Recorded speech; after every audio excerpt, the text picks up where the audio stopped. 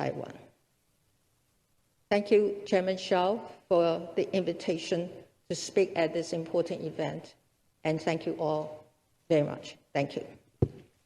Thank you very much, President Tsai, for your remarks. Please return to your seat. As President Tsai said, Taiwan is a solution and a model of democracy. We will continue to contribute to the security and stability of the Indo-Pacific region and cooperate with the like-minded countries in the world. Also, we believe that when the pandemic is gradually under control, we would love to invite friends from around the world to come back to Taiwan so that we can meet face-to-face and continue our fruitful discussion and deepen our cooperation together.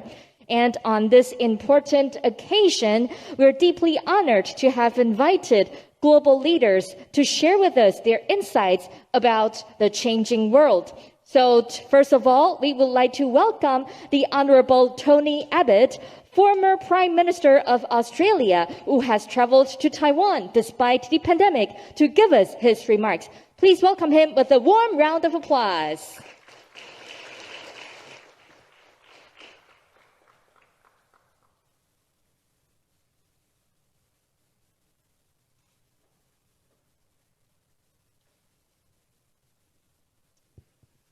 Madam President, Foreign Minister Wu, ladies and gentlemen, distinguished guests. 2 years back, I hesitated to attend this conference, lest that provoke China. But since then, as you know, Beijing has torn up the one country, two systems treaty on Hong Kong. It's put upwards of 1 million Uyghurs into concentration camps. It's boosted cyber spying on its own citizens, cancelled popular personalities in favour of a cult of the Red Emperor, brutalised Indian soldiers in the Himalayas, coerced other claimants in its eastern seas, and flown ever more intimidatory sorties against Taiwan. It's weaponised trade, especially against Australia, with our barley, wine and coal exports all stopped on spurious grounds. And its embassy has published 14 demands, essentially that we become a tributary state that no self-respecting country could accept. The trigger for all this was politely seeking an impartial inquiry into the origins of the Wuhan virus. So this year I'm here, having concluded that China's belligerence is all self-generated. But things, I should stress, weren't always this bad, and even now need not go from bad to worse. The Chinese economic miracle has lifted 500 million people from the third world to the middle class in scarcely a generation, probably the greatest and fastest advance in human well-being in all history, as Deng Xiaoping and his successors made room for the commercial instincts of the Chinese people. The whole world has benefited from China's productivity, including Australia, which supplied the iron ore, the coal and the gas to help make it happen. My government finalised China's first free trade deal with another G20 economy, in part because we thought that would help to build trust between China and the democracies. As Prime Minister, I was prepared to join the Chinese-led Asia Infrastructure Investment Bank because I thought that would help to give China a stake in a rules-based global order. So for Beijing, surely there's a lesson here. The more freedom its people have, the better they've done, and the more respect China has gained.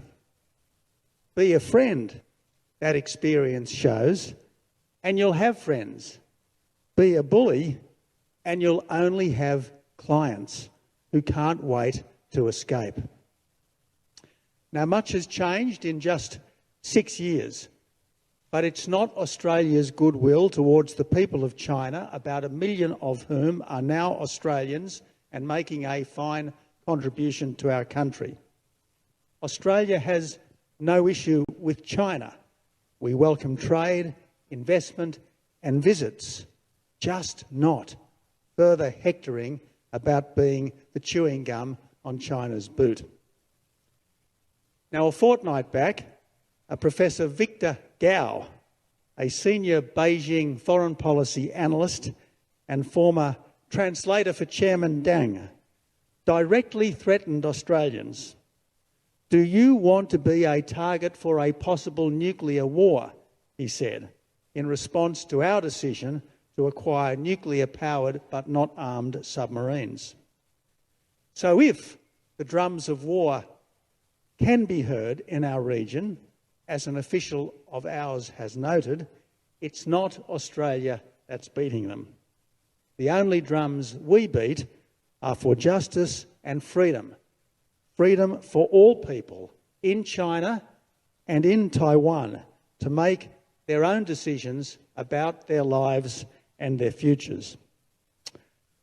But that's not how China sees it, as its growing belligerence towards Taiwan shows. Sensing that its relative power might have peaked, with its population ageing, its economy slowing and its finances creaking, it is quite possible that Beijing could lash out disastrously quite soon. Our challenge is to try to ensure that the unthinkable remains unlikely and that the possible does not become the probable.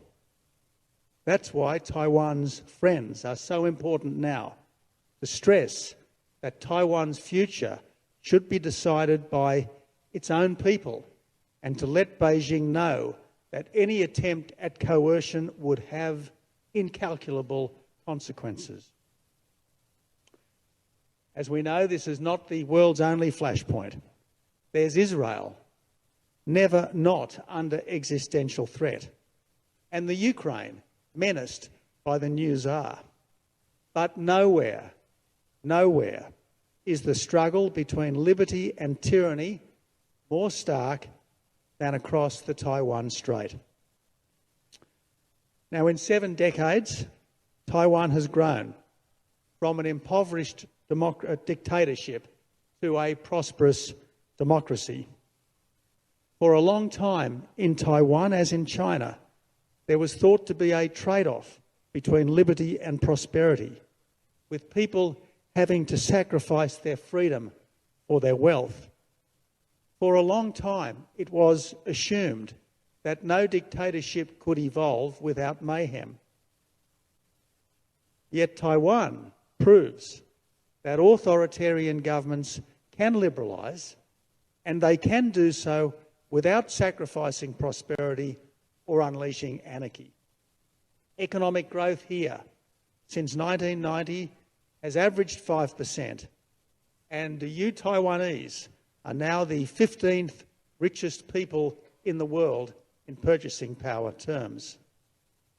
Let me say, this is simply a stellar performance. Prosperity plus freedom, a model that the whole world should admire, not isolate.